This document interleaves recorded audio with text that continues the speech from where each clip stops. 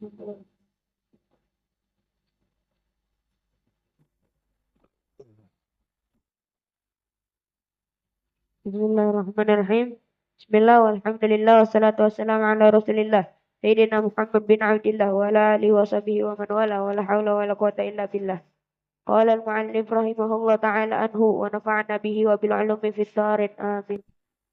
Fataqiyatihi bi dzikrillah wal fikri fi ma indallah wal mujalasati li ahlillah wa hifzihi bil bu'di an mujalasatil mahjubina wal i'radi an waswasatis syayatin wa ijabatihi bi an yubadir bil inabah ilallah ta'ala wa yasduqa bil iqbali ala Allah wa la yatawani wa la yusawwif wa la yatabata wa la yuakhir wa qad amkanathu al fursah falyantahizaha wa futiha lahul bab falyadkhul wa da'ahu ad-da'i falyusri' wal yahdhar min ghad ba'da ghadin fa inna dhalik min 'amali syaitan wal yaqbil wa la yatasabbat wa la yata'allal bi'adamil faraghi wa 'adamas salahiyah. Qala Abu Rabi' rahimahullah siru ilallahi 'urjan wa makasir wala tanzir wasih wala tanziru wala tantaziru sihata tanziru sihah fa in fa in fa in fa inna intizara sihah fa inna intizari sihah wa qala banu ata'illahi fil hikam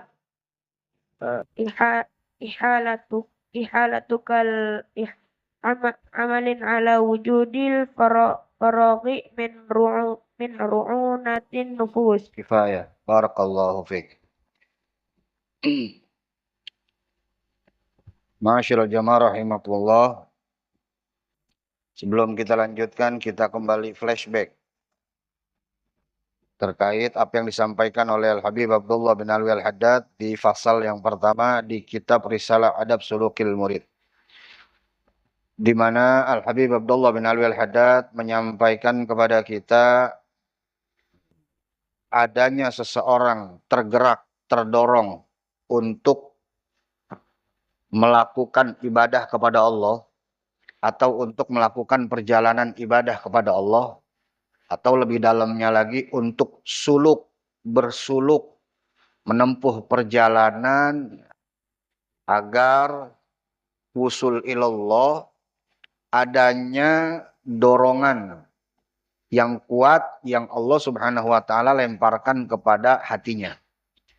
Ada orang yang awalnya sibuk dengan dunia, boro-boro dia mikirin akhirat. Boro-boro dia ingat majlis taklim. Kadang-kadang ibadah yang wajibnya aja dia nggak kerjain, dia tinggalin. Boro-boro dia melakukan ibadah sunnah. Ibadah yang wajibnya aja dia tinggalin. Nggak ada kepikirannya untuk kehidupan akhiratnya. Dia sibuk dengan dunia. Dia sibukkan hari-harinya untuk mengejar dunia. Tiba-tiba Allah Subhanahu wa taala kasih dorongan. Allah lemparkan dorongan di hatinya. Allah lemparkan ba'ithun qawiyun. Dorongan yang kuat di hatinya yang pada akhirnya membuat dia terdorong, tergerak, termotivasi untuk menuju Allah. Untuk lebih fokus ibadah kepada Allah. Untuk lebih fokus kepada akhiratnya. Dan dorongan tersebut datang enggak secara tiba-tiba. Dorongan tersebut datang karena beberapa sebab. Ada yang disebabkan inda takhwif, saat dia merasa ketakutan. Ketika dia mendengar ayat-ayat Allah, ketika mendengar hadis-hadis Nabi yang berisi tentang ancaman bagi orang-orang yang melalaikan kewajibannya, ancaman bagi orang-orang yang melupakan kehidupan akhiratnya, Saat itu timbul perasaan takut di hatinya, sehingga akhirnya tergerak dirinya untuk menuju Allah Subhanahu wa Ta'ala. Tergerak hatinya untuk lebih fokus ibadah kepada Allah Subhanahu wa Ta'ala. Terkadang dorongan itu datang disebabkan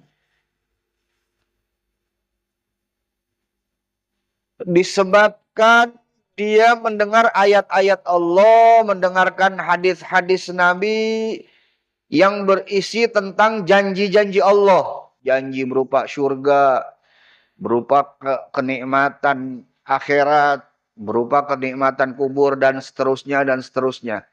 Yang membuat ia tergerak, termotivasi, terdorong untuk ibadah kepada Allah. Nah, terkadang juga dorongan tersebut datang disebabkan karena dia memandang wali-wali Allah. Mungkin di satu kesempatan dia melihat aulia Allah, matanya tertuju kepada wali Allah tersebut.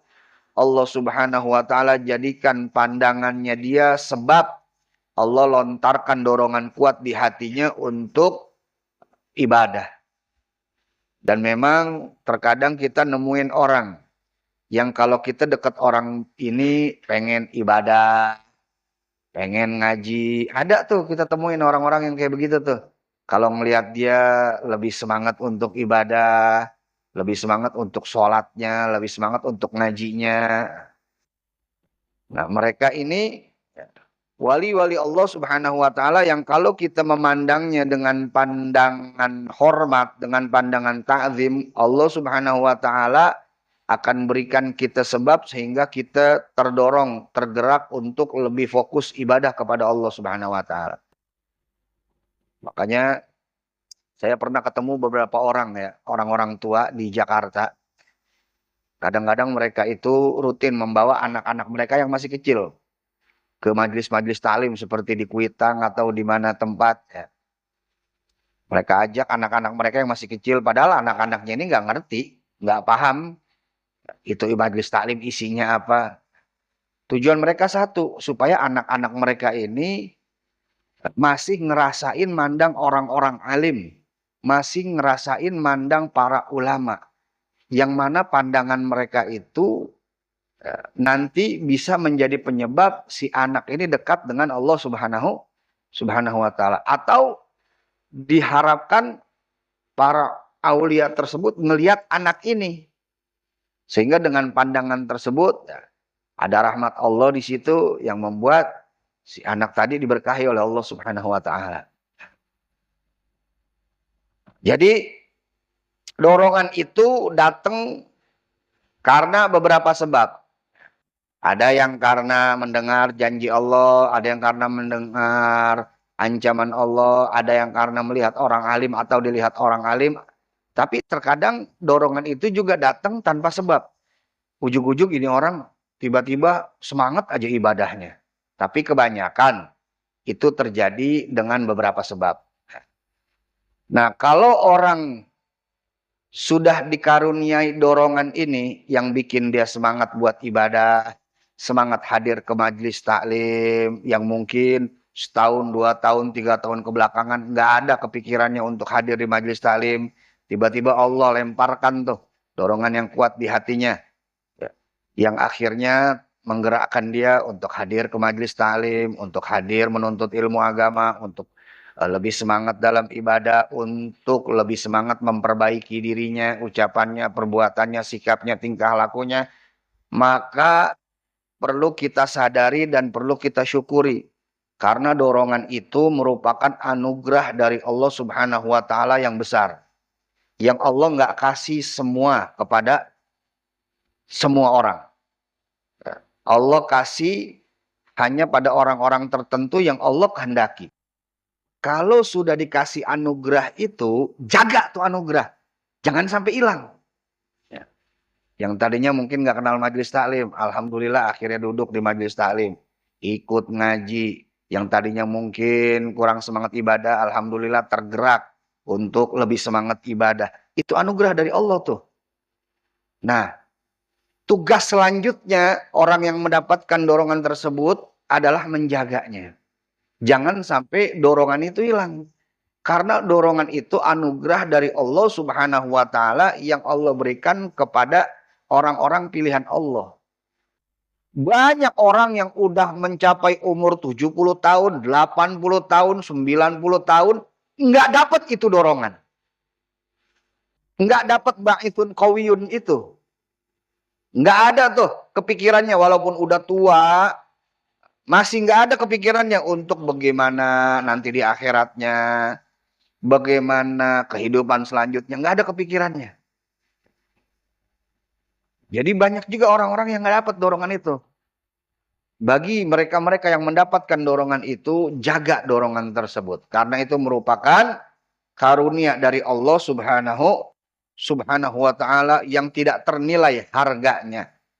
Yang tidak akan kita mampu untuk syukurinya. Walaupun kita bersyukur kepada Allah secara terus-menerus, tapi tetap nggak bakal kebayar itu anugerah dari Allah subhanahu wa ta'ala. Karena itu selanjutnya Al-Habib Abdullah bin Alwi Al-Haddad menyampaikan bismillah walhamdulillah wassalatu wassalamu ala rasulillah Sayyidina Muhammad ibn Abdullah wa ala alihi wa sahbihi wa man tabi'a sunnata wa iqtada bihuda wa nasara dina ila yaumil qiyamah wa la hawla wa la quwwata illa billah. Qala Syekhul Musannif rahimahullahu ta'ala anhu wa nafa'ana bih wa bi'ulumi fid darin amin ya rabbal alamin. Wa 'alal murid, dan bagi seorang murid. Murid ini orang yang hendak menuju perjalanan ibadah kepada Allah. Ayyajtahida fi taqwiyatih. Hendaknya bersungguh-sungguh fi taqwiyatihi untuk menguatkan dorongan tersebut. Wa hifzihi, dan menjaga dorongan tersebut. Wa ijabatihi, dan menjawab dalam artian menuruti, tidak mengabaikan dorongan tersebut. Selanjutnya kalau kita sudah dianugerahi dorongan tersebut yang bikin kita tergerak untuk hadir di majelis ilmu, tergerak untuk melakukan kebaikan, tugas kita selanjutnya adalah selain kita bersyukur, kita kuatin itu dorongan. Kita jaga itu dorongan. Kita turutin, jangan kita abaikan itu dorongan. Sebab kalau kita tidak kuatin, dorongan tadi makin hari makin melemah dan akhirnya hilang. Yang bikin kita nggak terdorong lagi, nggak tergerak lagi, nggak termotivasi lagi untuk semangat ibadah. Untuk semangat hadir ke majelis-majelis ilmu. Dan begitu juga kalau kita nggak jaga, akhirnya lepas, hilang, lenyap itu dorongan, lewat begitu aja. Padahal berapa banyak orang yang pengen dapat itu dorongan. Wa ijabatihi, dan kita jawab, kita turutin itu dorongan, jangan kita abaikan. Sebab kalau kita abaikan, nanti dorongan hilang, lenyap. Nggak ada lagi dorongan yang menyemangati kita untuk menuju perjalanan ibadah kepada Allah subhanahu wa ta'ala. Jadi hendaknya kita bersungguh-sungguh untuk menjaga, untuk menguatkan, dan untuk menuruti, untuk menjawab daripada dorongan tersebut. Fataqwiyatuhu, adapun cara menguatkannya, menguatkan dorongan tadi, kita udah dikasih modal sama Allah tuh, dorongan tadi itu. Selanjutnya adalah kita nguatin itu dorongan. Bagaimana caranya? Fataqwiyatuhu. Adapun cara menguatkan dorongan tersebut, bizikrillah, dengan senantiasa berzikir kepada Allah. Zikir kepada Allah melalui sholat, melalui baca Al-Quran, melalui baca wirid-wirid seperti ratib, hizib, dan yang lainnya. Tahlil, tasbih, tahmid, istighfar, sholawat. Zikir apapun yang bikin kita terus ingat kepada Allah subhanahu wa ta'ala. Isi hari-hari kita dengan zikir kepada Allah. Isi segala aktivitas kita dengan zikir kepada Allah. Mulai dari bangun tidur, baca doa setelah tidur. Mau masuk ke kamar mandi, baca doa masuk kamar mandi. Keluar dari kamar mandi, baca doa keluar dari kamar mandi. Mau keluar rumah, baca doa keluar rumah. Di perjalanan kita baca tahlil, tasbih, tahmid, istighfar, solawat. Dan seterusnya dan seterusnya. Berzikir kepada Allah subhanahu wa ta'ala. Lalu kemudian apa lagi? Cara untuk menguatkan dorongan tersebut selain berzikir kepada Allah. Wal fikri fima indallah. Dan bertafakur tentang apa-apa yang ada di sisi Allah. Kita tafakurin nih nikmat Allah yang udah Allah anugerahin kepada kita. Mulai dari ujung rambut kita sampai ujung kaki kita. Itu yang ada di diri kita. Kita tafakurin nikmat Allah yang ada di tengah-tengah kita. Mulai dari rumah kita, mulai dari kendaraan, mulai dari harta kita, mulai dari apa yang kita miliki, dari keluarga, dari anak, dan seterusnya. Mulai dari ilmu yang kita punya, mulai dari skill yang kita bisa, dan seterusnya, dan seterusnya. Kita pikirin tuh. Ya. Sesuatu yang ada di sisi Allah subhanahu wa ta'ala atau yang datang dari Allah subhanahu wa ta'ala. Kita pikirkan tentang nikmat kubur, kita pikirkan tentang surga dan seterusnya dan seterusnya. Bertafakur, banyakin tafakur. Ya. Karena bertafakur itu dapat menguatkan dorongan yang Allah subhanahu wa ta'ala telah lemparkan ke dalam hati kita. Yang dengan dorongan itu kita lebih semangat untuk ibadah. Jadi yang pertama zikir, yang kedua fikir. Setelah berzikir, ya kita tafakur, tambah ilmu kita. Hadiri majlis-majlis ilmu. Hadiri majlis-majlis taklim yang dapat menambah ilmu kita sehingga kita makin semangat dalam ibadah. Kemudian apa lagi yang bisa menguatkan dorongan tersebut? Wal mujalasati li ahlillah. Dan berkumpul dengan ahli-ahli Allah. Berkumpul dengan wali-wali Allah. Baik yang masih hidup ataupun yang udah meninggal dunia. Alhamdulillah kalau saat ini kita masih bisa ketemu wali-wali Allah. Kumpul bersama mereka, dengar nasihat mereka, ambil ilmunya, raup berkahnya. Habib, di tempat kita ini kayaknya wali Allah nggak ada, Beb. Yang hidup, yang bisa kita temuin, Beb. Nah, terus bagaimana, Beb, solusinya, Beb? Ya kita kumpul dengan ahli-ahli Allah yang sudah wafat. Nah itu dia, Beb. Gimana caranya, Beb? Kumpul sama wali Allah yang udah meninggal dunia. Kumpul dengan wali Allah yang udah meninggal dunia bisa dengan cara satu, kaji karya-karya mereka. Para wali-wali Allah, para ulama-ulama Allah, kadang mereka meninggalkan karya-karya berupa kitab-kitab. Ketika kita mengkaji kitab mereka, mendengar apa yang disampaikan mereka melalui kitab-kitab mereka, kita bacakan, kita kaji, kita pahami, kita mengerti, itu juga merupakan cara berkumpul dengan wali-wali Allah. Sebagaimana yang kita lagi lakuin ini nih. Kita nggak ngalamin Al-Habib Abdullah bin Alwi Al-Haddad. Jarak antara kita dengan beliau ini bedanya tahunan. Secara geografis juga jauh. Beliau di Hadramut, kita di Indonesia. Tapi kita masih bisa kumpul bersama beliau. Duduk bersama beliau. Caranya bagaimana? Dengarkan nasihat beliau yang beliau sampaikan melalui kitab-kitab beliau. Begitu kita baca, seakan-akan kita lagi duduk di depan beliau, dengerin nasihat beliau. Nah, kita dengerin nasihatnya. Kita pahamin, kita pelajarin, kita ngertiin, dan berusaha untuk kita amalin. Itu juga termasuk bermujalasah li ahlillah. Kita bermujalasah, kumpul dengan ahli Allah. Makanya bukannya maksudnya mau nyamain Quran dengan kitabnya ulama, bukan.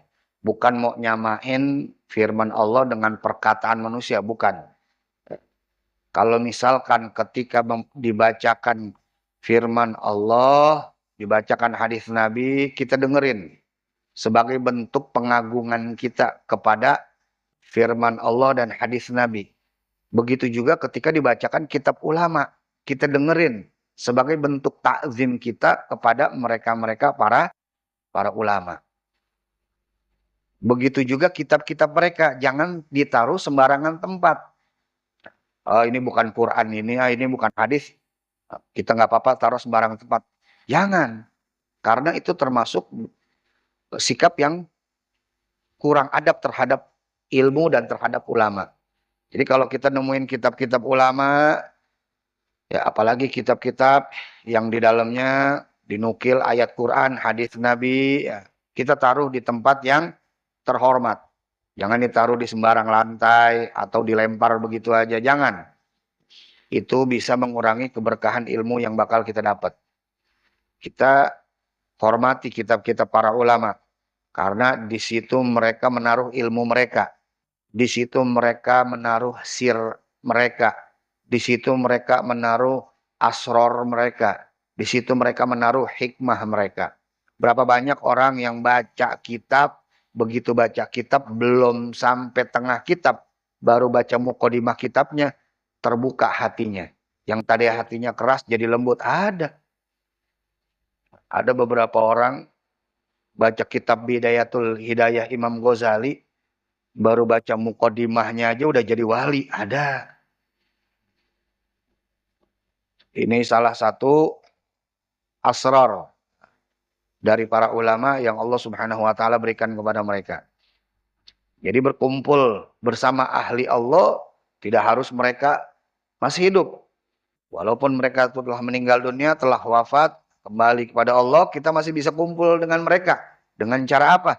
Dengan cara mengkaji kitab mereka, membaca kitab mereka. Sebagaimana yang sedang kita lakukan malam ini. Ini termasuk bermujalasah bi ahlillah. Kita lagi kumpul dengan ahli Allah. Yaitu Al-Habib Abdullah bin Alwi Al-Haddad. Dengan cara kita membaca kitab beliau, kita mengkajinya, berusaha kita pahamin, berusaha kita mengerti, dan berusaha untuk kita amalkan. Ini juga merupakan salah satu cara untuk menguatkan dorongan yang Allah Subhanahu wa taala telah anugerahkan kepada kita. Wa hifdzuhu, dan adapun cara menjaga dorongan yang Allah sudah berikan tersebut, yaitu dengan cara bil bu'di an mujalasatil mahjubin, dengan cara menjauh an mujalasatil mahjubin, dari perkumpulan orang-orang yang terhijab, terhalang dari rahmat Allah Subhanahu wa taala. Kalau cara menguatkannya dengan berzikir, dengan berfikir, bertafakur, dengan kumpul bersama ahli-ahli Allah, cara menguatkan dorongan, cara menjaga dorongannya, yaitu dengan cara menjauhi perkumpulan orang-orang yang terhalang dari rahmat Allah. Orang-orang yang terhalang dari rahmat Allah itu orang-orang yang seperti apa? Orang-orang yang ahli maksiat. Orang-orang yang di kumpulannya itu di dalamnya hanya membicarakan tentang dunia. Nggak pernah membicarakan akhirat.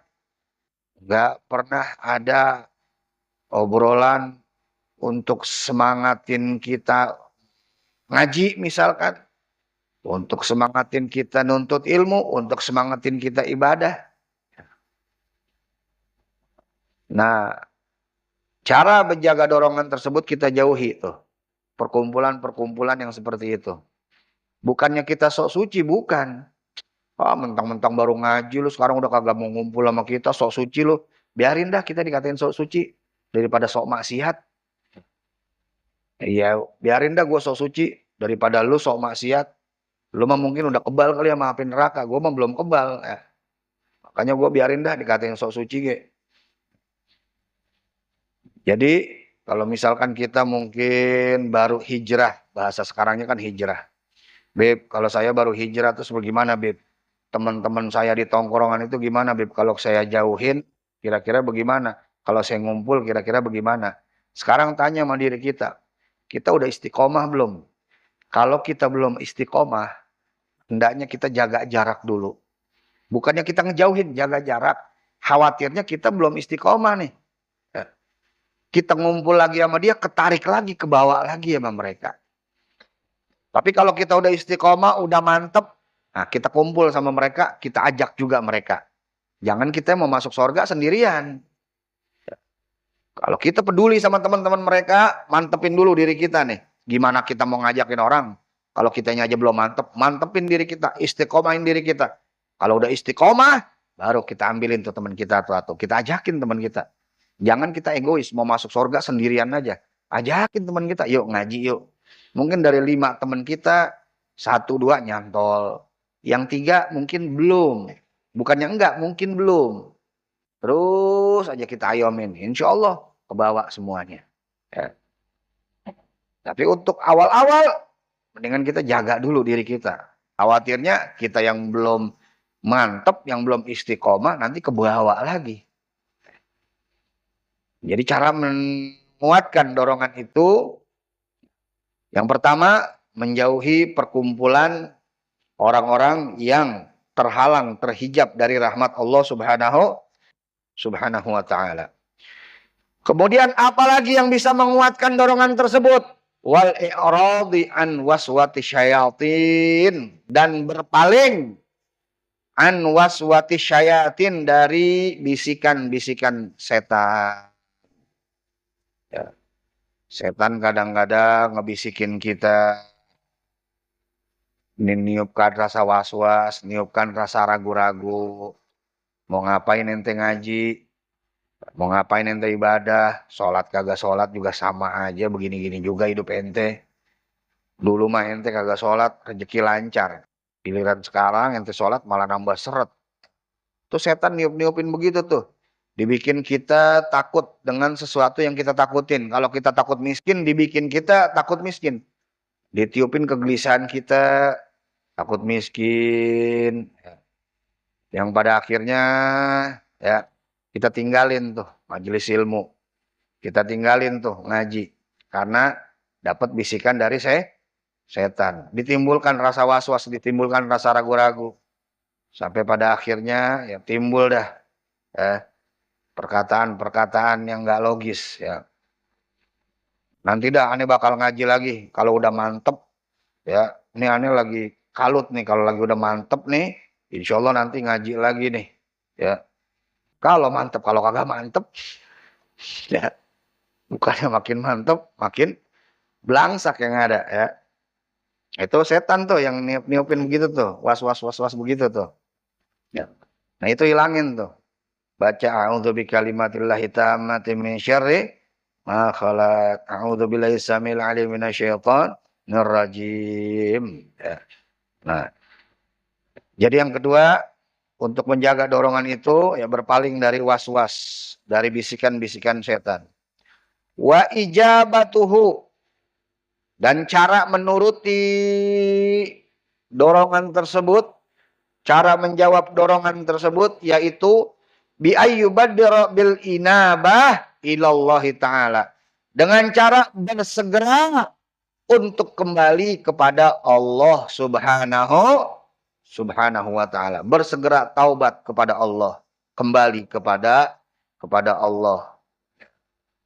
Kemudian apalagi cara menjawabnya? Wa yasduqa fil iqbali 'ala Allah, dan bersungguh-sungguh untuk menuju Allah. Bersungguh-sungguh untuk ibadah kepada Allah. Wala yatawana, jangan bermalas-malesan. Wala yusawwifa, jangan mengulur-ngulur.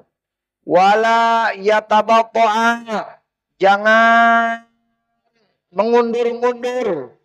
Wala yuakhira, jangan mengakhir-akhirkan.